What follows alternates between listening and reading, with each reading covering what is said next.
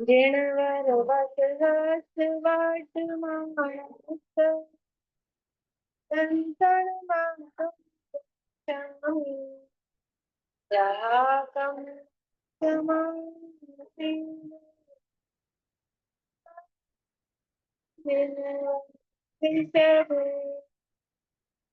वीर श्री वर्धमान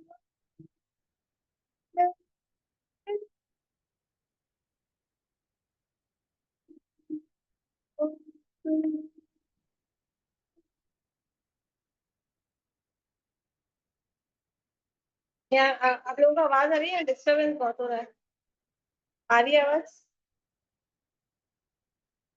आ रही है। चलिए। अष्टबाहु नामक ये ग्रंथ है, आचार्य श्रीमद भगवान कुंदाचार्य देव द्वारा रचित।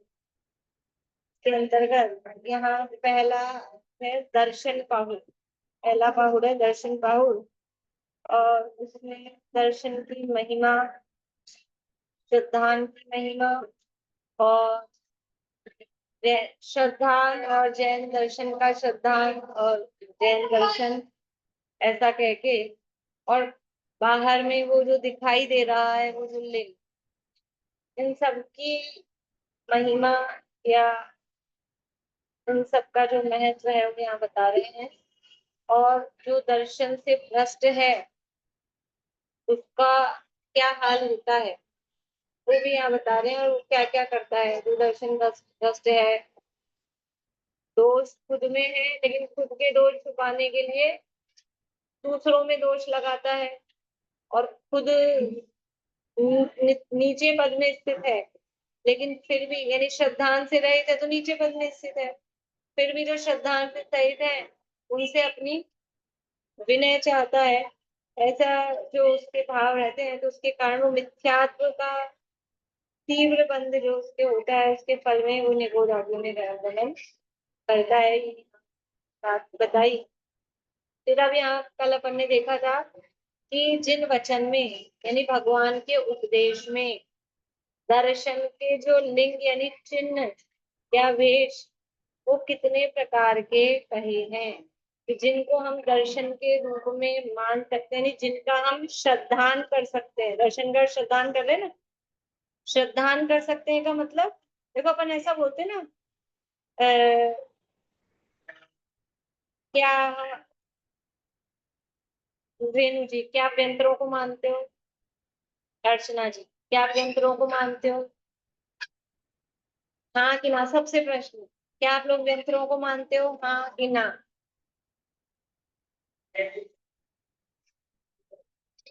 और जवाब हाँ भी आ रहा है, ना भी आ रहा है। कि व्यंतरों को मानते हैं का मतलब क्या है? मेरा अभिप्राय क्या है? क्या आप उनको मानते हो?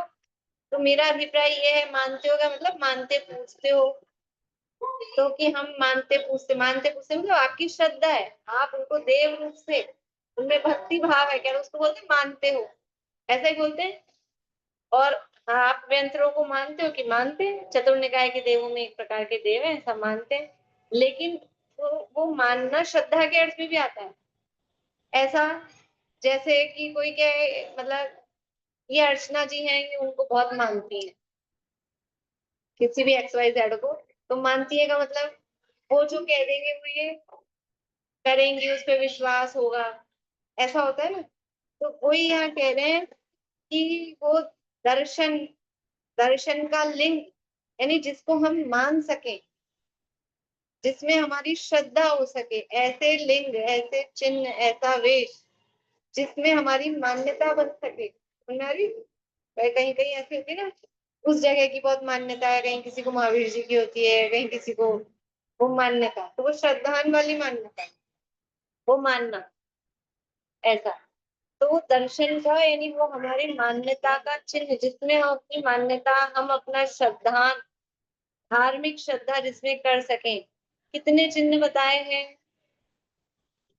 कितने चिन्ह बताए हैं आशांटी? एक तो मुनिराज वाला, जो कि जिससे भगवान का भी वही बनते हैं जो मुनिराज है।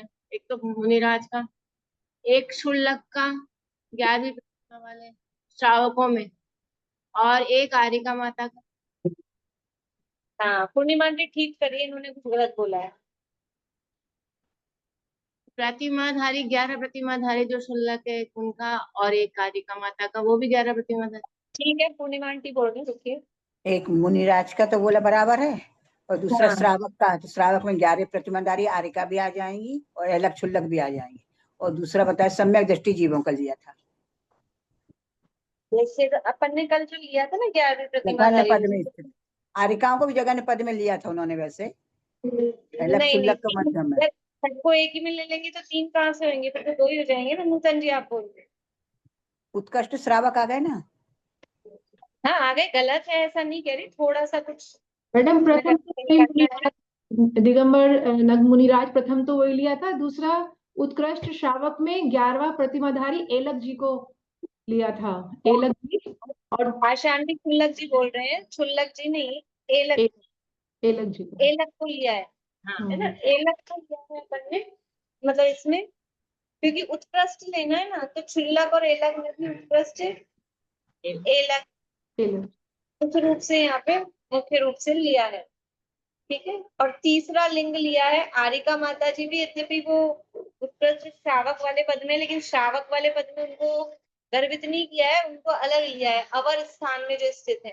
तो अवर स्थान का मतलब किया था, जो ये तो दोनों पुरुष के लिंग हुए, तो पुरुष से अवर, पुरुष के अतिरिक्त जो है वो स्त्रियों में, वो आरिका माता जी का तीसरा लिंग है। इसके अलावा चौथा कोई लिंग दर्शन में, यानी चौथा कोई चिन्ह जिसमें हम अपनी मान्यता कर सके, जिनमें हम अपना श्रद्धान कर सके, जिनमें हम भक्ति पूजन विनय वंदना कर सके, चौथा और कोई लिंग दर्शन का नहीं। यानी मानने पूजने श्रद्धान करने योग्य बहिरंग लिंग यदि देख रहे हैं तो ये 3 ही लिंग है। अभी बाहर से लिंग बता रहे हैं, लेकिन अकेला बाहर का लिंग ही पूज्य है ऐसा नहीं है। भी तो आगे बात करेंगे, लिंग पाहुड़ भी एक पूरा पाहुड़ी अलग से है, इसलिए वो नहीं है। ठीक है, अगर अब अगर आगे कहते हैं। मुनिराज उपस्थित हैं तो भी एलक वैसे ही पूजनी है जैसे मुनिराज है। कहीं पर मुनिराज भी फिर उपस्थित से बोलिए। कहीं पे मुनिराज भी उपस्थित है हम्म। और वहाँ एलक भी है, हाँ, तो एलक भी समान रूप से पूजनीय है वहां पर या नहीं है? कोई समान रूप से का मतलब है कि एलक की योग्य उनके साथ जो व्यवहार होता है, योग्य पूज्यता उनकी हो, यानी एलक को नमोस्तु नहीं करेंगे। एलक के साथ जो वंदामी या जो इच्छामी जो भी बोलते हैं, इच्छामी, तो वो वही उनके साथ व्यवहार होगा इस रूप में। लेकिन अब किसी को भी आप इच्छामी वंदामी बोलोगे, वो नहीं हो। किसी को भी पहली प्रतिमाधारी को, पहली प्रतिमाधारी को बोलते हैं क्या? नहीं। तो आप वंदना। लोगों को ज्यादा पता होगा। नहीं। वंदना। आप लोगों को, हाँ, नहीं। वंदना बोलते हैं मैम, वंदना। वंदना करते हैं, इच्छामी वंदनामी नहीं करते, हाँ। वंदना बोलते हैं प्रतिमाधारियों को। और जो है तो वो योग्य व्यवहार है ना।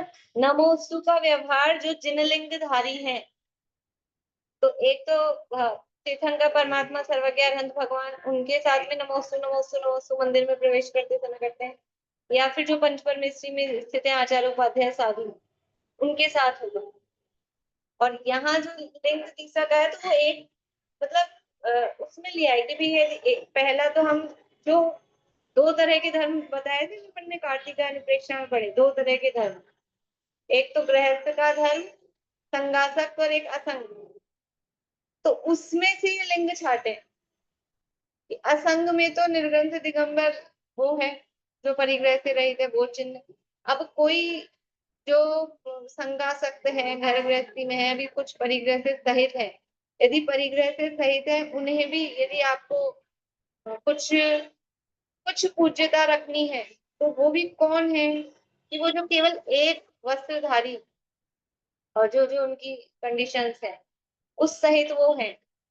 ऐसा नहीं कि पूरे ही सारे वस्त्र हैं, सारा परिग्रह है, एलक की पूरी अपन ने वो भी पहले पढ़े हुए हैं सब पिछले प्रकरणों में वो सारे नियम, तो इसलिए ये लिंग बताए। और तीसरा, स्त्रियों में यदि किसी को तो कोई भी हो, कोई भी माता वाता किसी को भी, तो नहीं, स्त्रियों में एक आरिका माता जी का वही लिंग है। ऐसे ये पहचान के चिन्ह, मतलब ये लिंग बताए हैं किसे, दर्शन के यानी जो हमारा श्रद्धान जहाँ हो सकता है, जिनमें होता है या करना चाहिए या कर सकते हैं, उसके ये लिंग यहाँ बताए। और इसके अलावा जो किसी अन्य प्रकार के वेश को मान्यता, मतलब वही श्रद्धान रूप से मान्यता है, धार्मिक मान्यता उसमें है, देवशास्त्र गुरु की भक्ति बनेगी मान्यता अन्य किसी लिंग में है, तो कह रहे हैं वो मूल संघ से बाहर है, वो मूल आमनाय में नहीं है, वो कोई दूसरी कहीं की पद्धति उनकी चल रही। हाँ, जैन मत यथायोग्य विनय करनी चाहिए, जो जिस पद में है उसकी यथायोग्य विनय करनी चाहिए। बोलिए आशा। जैन मत के एम्बलम है वो, मतलब 3 वो है कि जो कि जैन मत के श्रद्धान करने योग्य, भगवान के अलावा 3 ही लोग, है ना। हाँ 3 मतलब जैन अगर जिन मत को दिखाना है तो 3 लोग हैं ये, जिसमें हाँ, पहले देखिए, मुनिराज है और दूसरे वो कल कहा था ना, भगवान तो हर समय मिलते नहीं है, दिखते नहीं है। हाँ ये ये है थी। एक वो कहानी आप लोगों को ध्यान हो, जो यशोदा और चंद्रमती वाली है ना, आटे का मुर्गा वाली, आटे का मुर्गा वाली के नाम से कहानी वो प्रसिद्ध है, आप लोगों ने, काफी लोगों ने पढ़ी सुनी होगी। तो उसमें वो जो माँ और बेटे थे जिन्होंने आटे के मुर्गे की बलि दी थी, वो खूब भवों में घूमे और लास्ट में जाके वो युगल हुए, जुड़वा भाई बहन बने। अंतिम उसमें जुड़वा भाई बहन थे, और दोनों के दोनों वो क्षुल्लक या एलक कुछ, मतलब इस रूप में थे, वो क्षुल्लक क्षुल्लिका थे शायद ऐसा। तो वो राजा को तो किसी, मतलब राजा को बलि देनी थी ऐसा कुछ था, अच्छे से तो पूर्णिमा आंटी को याद होगी पूरी। तो वो बलि देनी थी, तो वो जो सिपाही थे वो इनको, मतलब किसी कपल को पकड़ के लाना था, किसी युगल को पकड़ के लाना था, तो वो इनको पकड़ लाए, और फिर वो इनको पकड़ लाए, तो ये तो जैन धर्म के वो चिन्ह रूप से दिख रहे थे, मतलब इनकी जो मुद्रा और वो थी ना, तो ऐसे, मतलब ये किसको हम चिन्ह के रूप में देख सकें कि ये जैन है, कि या तो जैन का रूप भी, और जो असली बात यहाँ कह रहे हैं हमारी मान्यता, जैसे व्यंतरों में हमारी मान्यता या किसी पर्टिकुलर क्षेत्र में हमारी मान्यता, जो भी शुरू में कहा था, तो वो श्रद्धात्मक मान्यता जिसमें हो सकती है, 3 लिंग उसके लिए यहाँ कहे गए। देखिए अब आगे कहते हैं कि ऐसा बाह्य लिंग हो, उसके अंतरंग श्रद्धान भी ऐसा होता है, और वह सम्यक दृष्टि, बाहर में तो ये लिंग हो और अंदर में यानी बाहर में इन लिंगों का श्रद्धान हो, या स्वयं के ये लिंग हो, और अंतरंग में क्या श्रद्धान हो, ये तो बाहर का बताया है। जिनका लिंग उत्कृष्ट श्रावक का लिंग और अवर स्थान में स्थित आरिका का लिंग, ये तो बाहर का चिन्ह बताया, लेकिन अंदर का भी तो कुछ होगा। जैसे केला खरीदने जाओ तो बाहर से ऐसा ऐसा दिखता है, लेकिन अंदर से भी तो कुछ उसका होता है ना। तो वैसे ये अंतरंग की अब बता रहे हैं कि अंतरंग श्रद्धान भी जिसके ऐसा होता है, वो वास्तव में सम्यक दृष्टि। ये गाथा कल अपन ने बोली थी, अभी वो गाथा और पद्यानुवाद बोल दीजिए कोई, मुझे पता नहीं चल रहा किसका नेटवर्क अच्छा आ रहा है। मीना चाची आप बोल दीजिए गाथा और पद्यानुवाद। छेदवनवपयथा पञ्चतिसत्तच्च निदिष्ठा सदः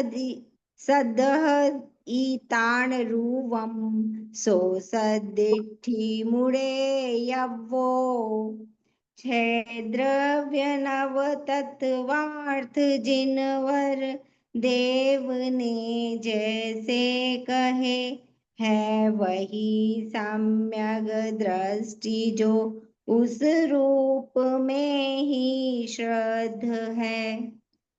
देखो कौन है सम्यक दृष्टि, सम्यक दृष्टि कौन है, या सम्यक दर्शन किसे कहते हैं, तो क्या बता रहे हैं, 6 द्रव्य, 9 पदार्थ, 5 अस्तिका और 7 तत्व, यह जिन वचन में कहे हैं उनके स्वरूप का जो श्रद्धान करे उसे सम्यक दृष्टि जानना।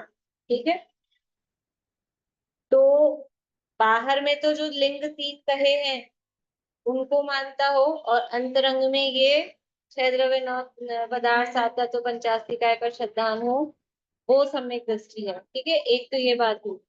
और दूसरी तरह से कैसे लगा सकते हैं, जो उत्थानिका में कहा ना, ऐसा पाए लिंग हो उसके अंतरंग श्रद्धान भी ऐसा होता है। तो बाहर में जिसका या तो जिनेंद्र भगवान का लिंग है, यानी नग्न दिगंबर दशा है, या एक उत्कर्ष श्रावक की दशा है, या फिर आरिका माता जी की दशा है, तो बाहर में अगर ऐसी दशा है तो उसके अंदर में श्रद्धान भी कैसा होता है, ये 7 तत्व 6 द्रव्य 9 पदार्थ 85 काय का श्रद्धान वो उसके अंदर में होता है, वो सम्यक दृष्टि होता है, तो वो उसका बहिरंग लिंग वो यथार्थ है। ये समझना, जिसके बाहर में ऐसा लिंग होता है उसके अंदर में ऐसा श्रद्धान पूर्वक वो भावलिंग उसका होता है। ये यहाँ कह रहे हैं। अकेला लिंग पूज्य नहीं है दर्शन में, बस ये लिंग का, तो लिंग तो पहचान का बाहर, क्योंकि पहचान बाहर से हो पाती है, बाहर से दिखता है, इसलिए उसको लिंग कहा है। लेकिन खाली बाहर से बस नग्न दिगंबर दिखे, तभी आगे गाथा आएंगी नग्न तो नार की तिरंज आदि देह से सब नग्न है, वो भी नग्न रहते हैं, पशु भी नग्न रहते हैं। एक अपने भजन भी आता है, जो इच्छा का दमन न हो तो चारित्र से शिव गमन नहीं रे, उसमें है वस्त्र त्याग हर वन निवास से, जो होवे वो मुक्ति सही रे, तो पशु वस्त्र कभी नहीं पहने, वन में आयु बीत गई है। पशु भी वस्त्र कभी नहीं पहनते। अगर नग्न दिगंबर दशा को ही देखा जाए तो नार की नहीं पहनते, पशु नहीं पहनते, बच्चे नहीं पहनते, जो पागल होते हैं माइंड से अपसेट वो नहीं पहनते, इसका मतलब वो कोई दर्शन के लिंग हो गए, ऐसा नहीं। तो अंतरंग में श्रद्धान ये होना चाहिए, तब वो लिंग यथार्थ। ठीक है, दोनों तरह से आज समझ में आए। एक तो उस लिंग मतलब जिस व्यक्ति में ये लिंग है, नग्न दिगंबर दशा है, उसके अंतरंग में ये श्रद्धान होना चाहिए, एक तो ये। और दूसरा, जिसको उस नग्न दिगंबर लिंग की श्रद्धा है और साथ में 6 द्रव्य 9 तत्व 6 द्रव्य 9 पदार्थ 7 तत्व 5 अस्थि का है, इनका श्रद्धान है, वो व्यक्ति स्वयं सम्यक दृष्टि, ऐसा यहाँ पर है। देखिए आगे भावार्थ। अब इन्हीं का स्वरूप बता रहे, 6 द्रव्य आदि का सरल है। जाति अपेक्षा 6 द्रव्यों के नाम जीव, उद्गल, धर्म, अधर्म, आकाश और काल, यह तो 6 द्रव्य हैं, तथा जीव, अजीव, आश्रव, बंध, संवर, निद्रा, मोक्ष और पुण्य पाप, यह 9 तत्व है, अर्थात 9 पदार्थ है। 9 तत्व बोलो, 9 पदार्थ बोलो, तो एक अर्थ में लगभग यूज आ जाता है। 6 द्रव्य काल बिना 85 काय है, और पुण्य पाप बिना 9 पदार्थ सप्त तत्व हैं। जब चारों को बोलना हो, तत्व भी, पदार्थ भी, द्रव्य भी, 85 काय भी, तब तो 9 पदार्थ कहे जाएंगे। और जब अकेला एक को ही बोलना हो तो 9 तत्व भी बोल देते हैं, 9 पदार्थ भी बोल देते हैं। ठीक है, तो ऐसा, क्योंकि पुण्य पाप मिलाने से वो उसमें 9 हो जाता है। इनका संक्षेप स्वरूप इस प्रकार है। जीव तो चेतना स्वरूप है और चेतना ज्ञान दर्शनमयी है। जीव कैसा है? जीव है चैतन्य लक्षणम उपयोगो लक्षणम, चेतना कहो या उपयोग कहो। और वो चेतना का क्या स्वरूप है या उपयोग क्या है? सह द्विविधो अष्ट चतुर्भेद है, वो 2 प्रकार का है, ज्ञानोपयोग और दर्शनोपयोग रूप से। तो चेतना वो दर्शन ज्ञानमयी है, मतलब जीव का जो स्वरूप है, जीव को कैसे पहचाना जाए, लक्षण किसे कहते हैं? नूतन जी, लक्षण किसे कहते हैं? मैम किसके बताएं लक्षण? लक्षण की परिभाषा क्या है? मतलब लक्षण पहचानने का बड़े लक्षण किस चीज से पहचाने जाता है? चिन्ह, बड़े जैसे किसी भी जीव। वस्तु को पहचानने का जो चिन्ह है उसे लक्षण है। लक्षण कहते हैं। अनेक मिली हुई वस्तुओं में से किसी भी पर्टिकुलर वस्तु को अलग करने, जिस चिन्ह के द्वारा अलग किया जाता है उसे लक्षण कहते हैं। तो जीव का लक्षण क्या है? जीव का लक्षण है उपयोग। उपयोग मीन्स क्या है? उपयोग मीन्स है ज्ञान दर्शन की जो परिणति, ज्ञान के द्वारा। दर्शन भी दिखाई नहीं देता है, लेकिन वो दर्शन है, वो ज्ञान के पहले होता है, इसलिए ज्ञान दर्शन दोनों साथ में लेते हैं। दिखता है ज्ञान, ज्ञान से ही जीव पकड़ में आता है। मतलब हमें, हमारा प्रयोजन क्या है? ये स्वाध्याय आदि क्यों कर रहे हैं? कि अपनी पहचान करनी है, जीव की पहचान। तो कैसे पहचान होगी? कैसे पहचान होगी? जैसे कि कोई वस्तु हमने बनाई, भोज्य खाने पीने की भोज्य सामग्री। अब ये वस्तु मीठी है कि नमकीन है, मतलब मीठी है कि खारी है, कोई ऐसी दिख रही है, समझ लो येलो कलर का कोई लिक्विड सा दिख रहा है। अब वो या तो मतलब कड़ी हो सकती है, या फिर वो हो सकता है मान लो केसर डाल डाल के कुछ ऐसा, दूध का दही का कुछ ऐसा बनाया हो। तो अब आदमी ये कैसे पहचानेगा कि ये नमकीन चीज है कि ये मीठी चीज है? कैसे पहचानेगा? कि चखेगा, चखते ही बता देता है, अरे ये तो मीठा है, हम तो इसको नमकीन समझ रहे थे। अरे ये तो नमकीन है, हम तो इसको मीठा समझ रहे थे। कैसे पहचानेगा? कि वो जीभ पे रखते ही वो जो स्वाद आता है, तो वो लक्षण पता लगता है। खारापन आ रहा है तो ये नमक का लक्षण है, और मीठा आ रहा है तो ये चीनी का लक्षण है। से पहचान होती है। तो जीव को कैसे पहचाने? हमें नमक चीनी नहीं पहचाननी है, हमें जीव को, अपने आप को पहचानना है। तो कैसे पहचाने? कि ये जो जान रहा है, जो जान रहा है, जिससे जाना जा रहा है, ये जो जानना मात्र हो रहा है, ये जीव है। क्योंकि जीव का लक्षण कहा गया है ज्ञान।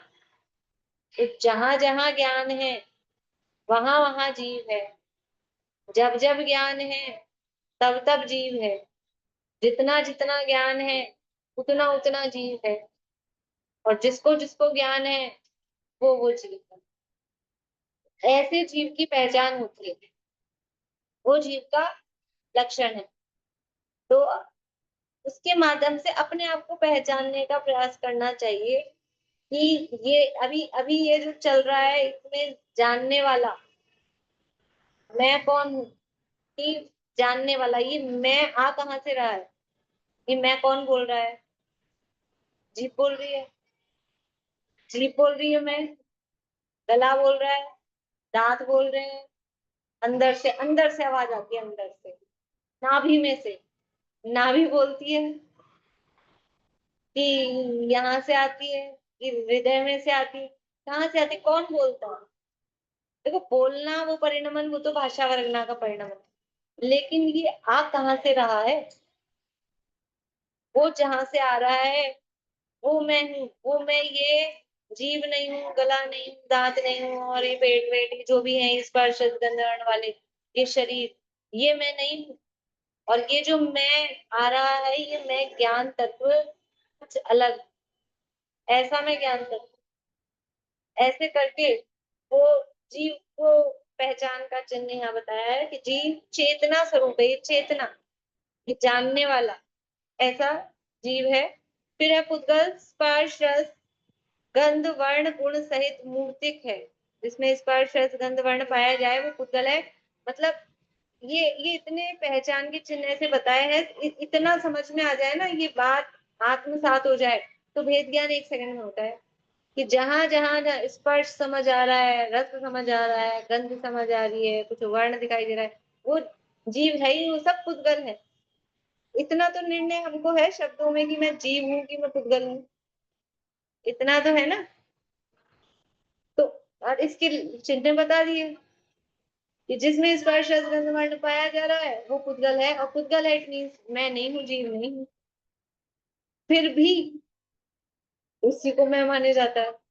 मैं गोरा, मैं काला, मैं मोटा, मैं पतला, मैं लंबा, मैं ठिगना, फिर भी वही माने जाता है।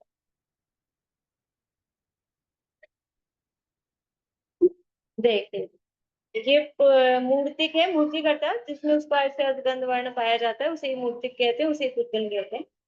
उसके परमाणु और स्कंद दो भेद हैं। स्कंद के भेद शब्द बंध सूक्ष्म स्थूल संस्थान भेद तम छाया आतप उद्योग इत्यादि अनेक प्रकार के हैं। ये भी तत्वार्थ में भी सूत्र है, द्रव्य संग्रह में भी पढ़ा था। ये पुद्गल दो प्रकार का है, एक परमाणु वो तो शुद्ध पुद्गल है और दूसरा है स्कंद अर्थात परमाणु का समूह। तो ये जो दिखाई दे रहे हैं, देखो ये क्यों बताते हैं, शब्द बंध वाला जो गाथा कहो या सूत्र कहो, जहाँ पुद्गलों का वर्णन आता है, नियम सार में भी है शायद, क्योंकि इनमें मतलब ये हम कुछ चीजें ऐसी हैं हमको समझ नहीं आती कि ये पुद्गल है। तो एक एक को बताते हैं, जो शब्द दिख रहे हैं ना, इसमें जीव का भ्रम हो सकता है शब्दों में। ये अभी मैंने पूछा था ना, ये मैं कहाँ से आ रहा है, तो वो मैं शब्द जीव नहीं है, वो मैं शब्द जीव नहीं है। मैं लिखा हुआ मैं भी लिखित वाला भी जीव नहीं है, और जो भाषा रूप निकल रहा है वो भी जीव नहीं, पर वो मैं का एहसास जिसको हो रहा है वो जीव, वो जीव। तो इसलिए यहाँ कहते हैं जो जो शब्द है ना, वो शब्द भी पुद्गल है, चाहे लिखित वाले शब्द हो, चाहे बोलने वाले शब्द हो, चाहे अंतर्जल्प वाले हो, बिना बोले बिना लिखे अंदर चलते रहते हैं, वो सब भी क्या है, पुद्गल के स्कंद रूप पर्याय है, वो पुद्गल है। दूसरा बंद, कि जहां जहां ये बंद जाती हैं चीजें, जिनमें ये बंद होता हुआ दिखाई दे रहा है। हाँ, यहाँ स्कूल बंद की बात की जो पुद्गलों में अपने को दिखता है, जुड़ गई हैं दो चीजें, तो ये बंद है, ये पुद्गल के स्कंद है, बंद से बन जाते हैं दो, जैसे किताब को जोड़ दिया है, पेजों को जोड़ दिया है, ऐसे करके बंद। फिर है सूक्ष्म स्थूल, कोई चीज सूक्ष्म है कोई चीज स्थूल है। ये स्थूल और सूक्ष्म पना किसमें होता है? मैम एक बात बोलूं, हाँ बोलिए। सुबह वाली बात है ना कि बंद का बंधन का मतलब आहारक वर्गना एक दूसरे से बनती है, वो भी बंद ही हो गया ना, पुद्गल वर्गना ही है। थोड़ा औदारिक जोर से बोलिए, औदारिक मुझे औदारिक मुझे आवाज नहीं औदारिक समझ आ रही, थोड़ा दोबारा से औदारिक जोर शरीर, से बोलिए। औदारिक शरीर के लिए जो वर्गना लेता है ना जीव, तो वो भी बंद ही हो गया ना, पुद्गल का ही बंद हो गया।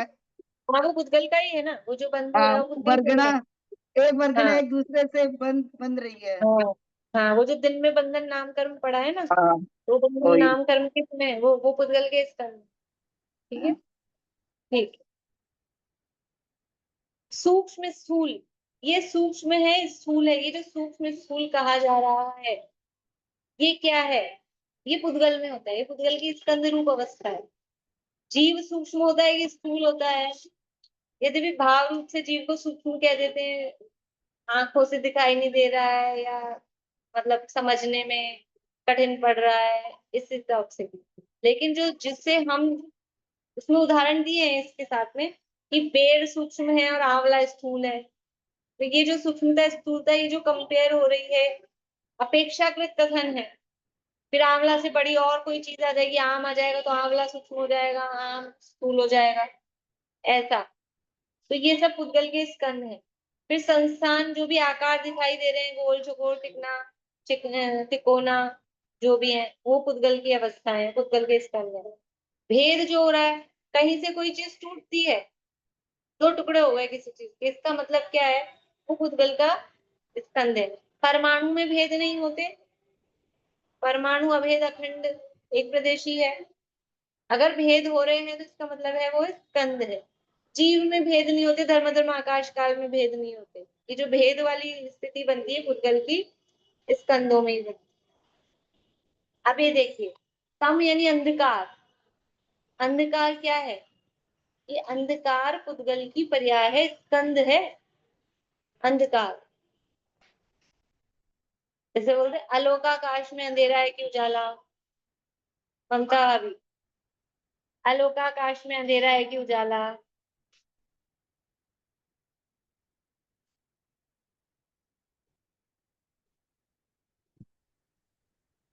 आवाज आ रही है आप लोगों को? हाँ मालूम? आ रही है मैम, आ रही है। हाँ, ममता भाभी, हाँ। अलोकाकाश में अंधेरा है कि उजाला? आप ना जवाब दे रहे अंधेरा है ना उजाला है। हैं। हाँ, बढ़िया।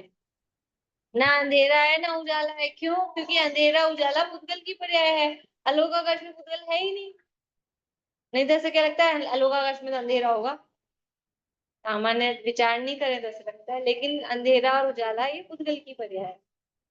ठीक है, आगे छाया, ये जो छाया बनती है सूर्य की, वो धूप में छाया बनती है, या ऐसे भी अभी छाया है, यहाँ इधर धूप है तो वो वाली छाया, और जो परछाई वाली छाया, दोनों तरह की छाया, वो भी पुद्गल की पर्याय है, पुद्गल का स्कंद रूप अर्थ होता है। आतप और उद्योत, आतप और उद्योत जो उष्णता और शीतलता रूप अवस्थाएं हैं, ये सब भी पुद्गल की पर्याय है। प्रकाश, प्रकाश किसकी पर्याय है? ये प्रकाश भी, ये जो आ रहे हैं ना लाइट का उजाला, ये भी पुद्गल की ही अवस्था है। हम आंख बंद करके बैठे और हमें आत्मा दिखा है, बिल्कुल सफेद सफेद सफेद प्रकाश का पुंज, तुम्हें क्या दिखा? क्या दिखा? ये सब पुद्गल है, वो आत्मा नहीं हो सकता। यदि सफेद सफेद दिख रहा है तो आत्मा नहीं हो सकता। धर्म अधर्म आकाश द्रव्य ये एक एक हैं, अमूर्तिक हैं, निष्क्रिय हैं। निष्क्रिय है का मतलब परिणमन नहीं होता, ऐसा नहीं, एक क्षेत्र से दूसरे क्षेत्र में क्षेत्रांतर नहीं होता, इस अपेक्षा से निष्क्रिय कहा। द्रव्यों में जब भी सक्रिय निष्क्रिय का भेद करते हैं तो क्षेत्र से क्षेत्रांतर रूप को कहते हैं क्रिया, और क्षेत्र से क्षेत्रांतर नहीं होता है तो उसको कहते हैं निष्क्रिय। तो चार द्रव्य एक जगह से दूसरी जगह नहीं जाते। क्यों नहीं जाते? धर्म द्रव्य क्यों नहीं जाता? सबको तो जाने में सहायक होता है और खुद बैठा रहता है? ऐसे होते ना कुछ लोग, सारी दुनिया को दवाई बताते हैं, ये ले लो वो ले लो ये ले लो, इस बीमारी में ये ले लो, खुद नहीं लेंगे, खुद नहीं लेते, वो अपने उपचार खुद भी नहीं करते। ऐसे धर्म द्रव्य सारी दुनिया को चलाता है, खुद नहीं चलता। क्यों नहीं चलता? मैम आप एग्जाम्पल बहुत अच्छे से देते हो, आपके एग्जाम्पल बहुत अच्छे लगते हैं। क्यों क्यों नहीं चलता खुद? बेला भाभी, धर्म द्रव्य खुद क्यों नहीं चलता? उसमें क्रियावती शक्ति नहीं होती इसलिए। हाँ, बढ़िया। और कोई जवाब दे सकते हैं? ये अच्छा जवाब है। पारुल, और कोई जवाब दे सकते हो? भाभी वो पूरे लोक में एक ही द्रव्य और पूरे लोक में फैला हुआ है। बढ़िया। वो चल के जाए कहाँ? पूरे लोक में तो फिट हो रहा है, एकदम फिटिंग का है, हिले कहाँ से? लोक के बाहर तो जा नहीं सकता है, हिलेगा कैसे? और दूसरी तरफ से उसमें शक्ति ही नहीं है ना? ऐसा ही अधर्म द्रव्य है। कालाणु असंख्यात द्रव्य है, काल को छोड़कर 5 द्रव्य बहुप्रदेशी हैं, इसलिए अस्थिकाय 5 है। काल द्रव्य बहुप्रदेशी नहीं है, इसलिए वह अस्थिकाय नहीं है। इत्यादि उनका स्वरूप तत्वार्थ सूत्र की टीका से जानना। तो जगह बता दी, और आपको विशेष देखना हो तो तत्वार्थ सूत्र है, द्रव्य संग्रह है, पंचास्तिकाय संग्रह नाम का ग्रंथ है, और सब में आता है, लगभग नियम सार में भी है थोड़ा बहुत, प्रवचन सार में भी है, सब जगह है, वहां देखो। जीव पदार्थ एक है और अजीव पदार्थ 5 है। जीव के का अब ये तो 6 द्रव्यों की बात हो गई, उसी में 5 काल को हटा के अस्थिकाय हो गए, है ना? और अब पदार्थों की बात कर रहे हैं, तो जीव पदार्थ एक है, अजीव पदार्थ 5 है। अब तत्वों की बात कर रहे हैं, आश्रव। जीव के कर्म बंध योग्य पुद्गलों का आना आश्रव है, कर्मों का बंधना बंध है, आश्रव है नहीं आना, तो वो कर्मों का आना वो आश्रव कह रहे हैं, और वो कर्मों का बंधना वो बंध है। आश्रव का रुकना संवर है, कर्म बंध का झड़ना निर्जरा है, संपूर्ण कर्मों का नाश होना वो मोक्ष है। ठीक है, ये सामान्य से स्वरूप बताया, सबको पता है, इसलिए अपन भी ज्यादा डिटेल नहीं करें, मेरे ख्याल से सबको ही पता है। कर्म ये हो गया, जीव को सुख का निमित्त पुण्य है और दुख का निमित्त पाप है। पुण्य और पाप किसे कह रहे हैं? देखो, पुण्य पाप की व्याख्या यहाँ बहुत सरल व्याख्या की है। जो जीव के सुख में निमित्त बनता है वो पुण्य होता है, जो जीव के दुख में निमित्त बनता है वो पाप होता है। लेकिन इसकी जो आध्यात्मिक परिभाषा बताते हैं जयसेनाचार्य, पुण्य किसे कहते हैं? जो पतित करे उसका नाम पुण्य, नहीं सॉरी, पाप किसे कहते हैं, पुण्य नहीं। जो पाप करे, जो पतित करे उसे पाप कहते हैं। जो पतित करे यानी नीचा गिराए, जीव को नीचा गिराए। कहाँ से नीचा गिराए? कि अपने स्वरूप से ही च्युत करे, उसका नाम पाप है। तो अब स्वरूप से च्युत कौन करता है? जिसे हम पाप कहते हैं वो तो स्वरूप से च्युत करता है, नीचा गिराता ही है। लेकिन जिसे हम पुण्य कहते हैं वो भी करता क्या है? जिसे हम दुनिया में पुण्य कहते हैं वो भी क्या करता है? वो भी तो स्वरूप से च्युत ही करता है, संसार का बंद कराता है। इसलिए वहां तो कहा, इसलिए पुण्य भी वास्तव में पाप ही है। लेकिन अभी तो यहाँ दो पढ़ने हैं। तो जिसके उदय से अनुकूलताओं की प्राप्ति होती है, ठीक है, जीव सुख के होने में निमित्त है, उसे पुण्य कहते हैं। और जिसके निमित्त से या जिसके उदय होने पर जीव को प्रतिकूलता फील होती है, उसे पाप कहते हैं। ऐसे सप्त तत्व नव पदार्थ हैं। सप्त तत्व नव पदार्थ हैं, इनका आगम के अनुसार स्वरूप जानकर श्रद्धान करने वाले सम्यक दृष्टि होते हैं। आगम के अनुसार इनका स्वरूप जानने तो फिर सम्यक दृष्टि होते हैं। मतलब देखो यहाँ तो खाली अभी ऐसा लग रहा है ये तो सारा स्वरूप हमको आता ही है। किसको नहीं आता बताओ? ये जो पैराग्राफ पूरा भावार्थ में लिखा है, ये अपन नहीं लिख सकते थे कि इतनी बच्चों जैसी, मतलब बहुत ही सिंपल है, कुछ भी इसमें नहीं है। तो हम सम्यक दृष्टि हो गए कि नहीं हो गए? हम सम्यक दृष्टि हो गए कि नहीं हो गए? ये इसका करें, इनका स्वरूप जानकर श्रद्धान करने हैं। अभी श्रद्धान शब्द जो है ना, ये वास्तव में बहुत ही वैल्यूएबल है। श्रद्धान का भाव बहुत ही गहरा है। श्रद्धान का मतलब है कि उसका स्वीकार। ये तो खाली ज्ञान हुआ है, वो भी शब्दों का ज्ञान हुआ है। लेकिन श्रद्धान किसे कहते हैं? कि ये हमको ऐसा फील होता है कि नहीं होता है, ऐसा स्वीकार होता है कि नहीं होता है। ये ये ज्ञान दर्शन चेतना लक्षण वाला वो जीव होता है, ऐसा श्रद्धान है हमें। अभी तो कहा था, अभी क्या मानते हैं? मैं गोरा, मैं काला, मैं बुढ़ा, मैं जवान, मैं कमजोर, मैं बलवान। ये है हमारा श्रद्धान। हमारा श्रद्धान तो इस अवस्था में, इसमें जमा हुआ है। ज्ञान भले ही खूब है, सब अब पूछेंगे तो बोलेंगे क्या है? मैं तो जीव हूँ, मैं तो जीव हूँ, मैं शरीर थोड़ी ना। ज्ञान हुआ उसका, श्रद्धान करने वाले सम्यक दृष्टि होते हैं। ये आश्रव दुख कार्य घनेरे, ये गाने वाले सम्यक दृष्टि होते हैं। कि वास्तव में ये विषय कषायों में, विषयों में ये दुख भाषित हो, कर्मों के बंधन में दुख भाषित हो, मोह राग द्वेष भाव कष्टकारी दायी लगे, तो वो आश्रव का श्रद्धान। मजा तो उसी में आ रहा है, कष्ट तो लगता ही नहीं है। और फिर हमें सात तत्व का श्रद्धान है। हमें ज्ञान और वैराग्य की बातें वो आनंददायी लगती हैं कि उनमें कष्ट लगता है। तो वो उसमें कष्ट लगता है तो वो संवर्ण ज्यादा श्रद्धान नहीं है। हमें तो अभी भी, अभी देखो ना दुनिया में, मतलब ऐसा ही चलता है। किसी से पूछो, कल कुछ लोग आए थे, तो तीन लोग का चित्र बना हुआ है। उनको थोड़ा बताया कि ये उर्दू लोग है, अधो लोग है, मध्य लोग है, ये ऐसे देवता है, यहाँ रहते हैं, बिल्कुल समझ लो जीरो जैसे थे, धर्म में ज्यादा नहीं। तो वो उर्दू लोग को देख के, अच्छा ये स्वर्ग है।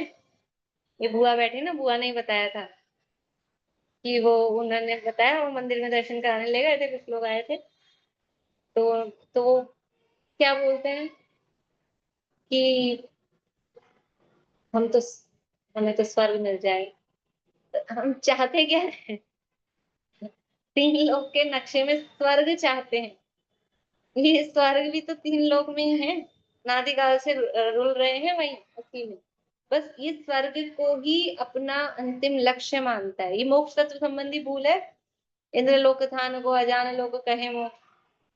बस ये बैकुंठ मिल जाए, जन्नत मिल जाए, स्वर्ग मिल जाए, और क्या बोलते हैं अंग्रेज लोग, हेवन, क्या बोलते हैं, वहां वहां में चले जाएं बस। इतनी ही है। मोक्ष कुछ अलग है, इससे अलग, जहां ये कुछ नहीं है।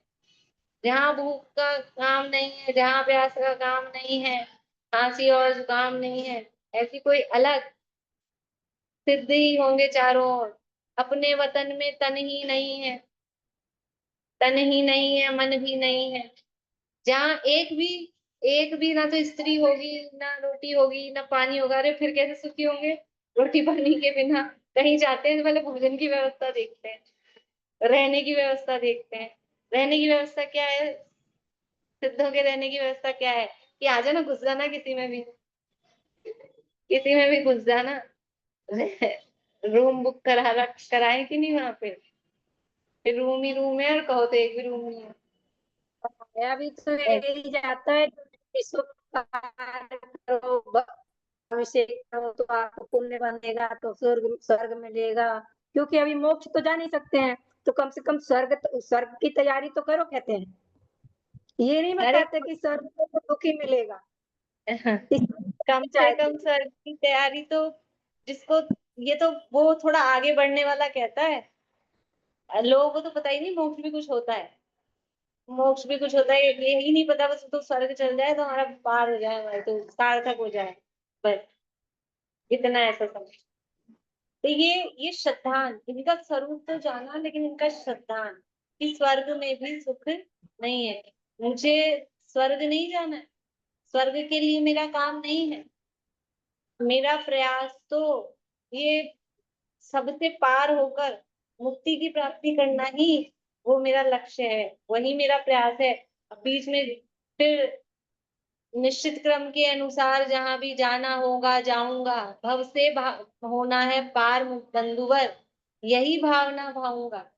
मुझे ये नहीं चाहिए स्वर्ग। और कौन से स्वर्ग में जाओगे, पहले में कि पांचवें में कि 12वें में? हमें जाना ही नहीं स्वर्ग में।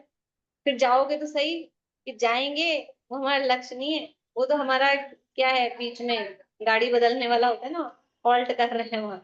वो तो बीच में स्टेशन आ रहा है हमारा, वाया है। कर्म हाँ कर्मों को पढ़ के ऐसा लग रहा है कि दोनों स्थितियां ही कम होनी चाहिए, कर्मों की स्थिति कम होनी चाहिए, चाहे हाँ। पुण्य हो चाहे पाप हो, स्थिति कम होनी चाहिए उनकी, मतलब वही कम होना चाहिए, ड्यूरेशन ही कम होना चाहिए, है ना असल में। तो तो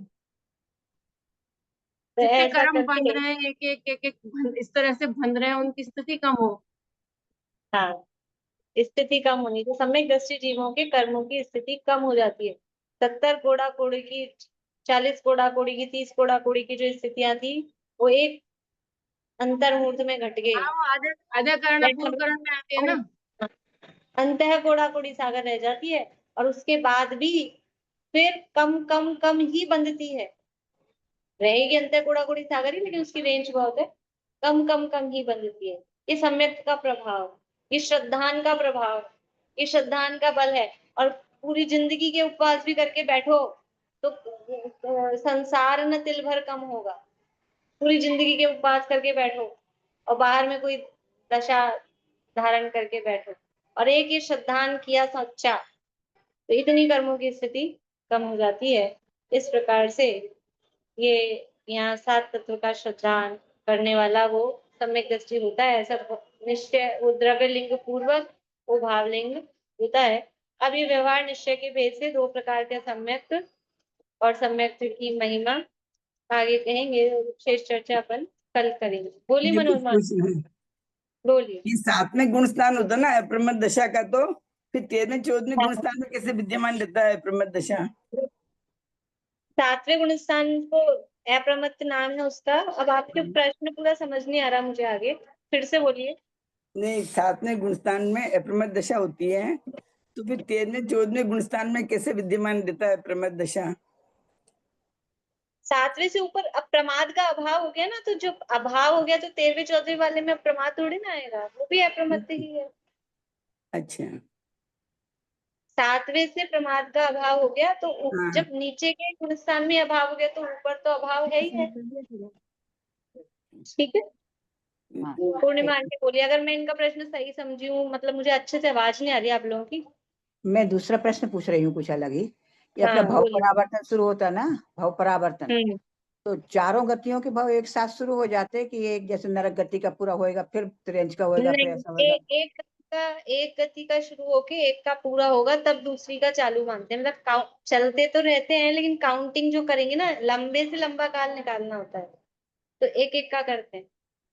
जो बीच के तो सब चलते रहेंगे ऐसे ही। वो चलते रहते हैं लेकिन वो बस वो तो चल ही रहा है ना संसार तो, लेकिन काउंटिंग के लिए पहले एक गति संबंधी पूरा हो जाएगा, फिर यानी पहले नरक संबंधी पूरा होगा, फिर तिर्यंच का शुरू होगा, फिर तिर्यंच का पूरा हो जाएगा, फिर मनुष्य का शुरू होगा। बीच बीच में भाव तो लेते रहता है सब, मनुष्य हाँ तिर्यंच बीच में में तो देव मतलब चारों गतियों के अलग अलग पूरे होंगे। पूरे होंगे, तभी तो वो उससे अनंत गुणा काल बनेगा, काल परावर्तन से। हम्म। मैम एक मेरे को भी पूछना है, जैसे बोलिए। ये कालाणु का आकार षटकोण का है, ऐसी क्या पुद्गल का भी आकार षटकोण का ही है? हाँ, परमाणु का भी वही आकार है।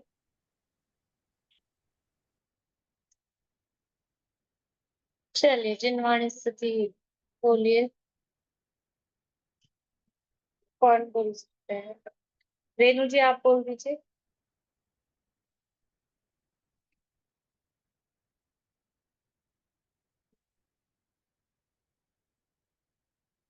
बोल रहे रेणु जी? विनीता आंटी बोलिए, विनीता आंटी आप बोल दीजिए।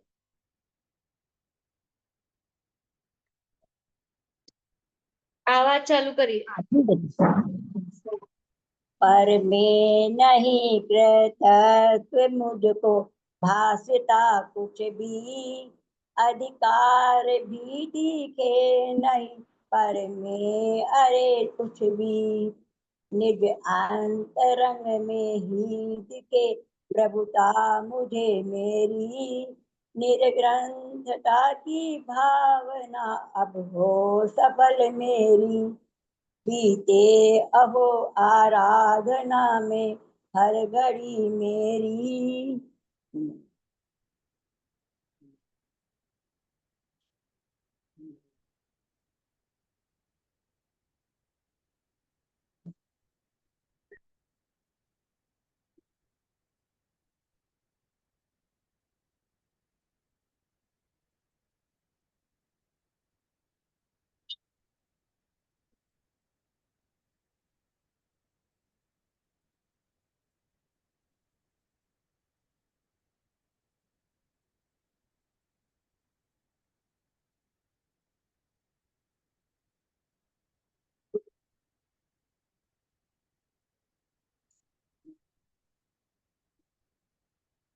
जय उदय श्याम में जिनवाणी माता की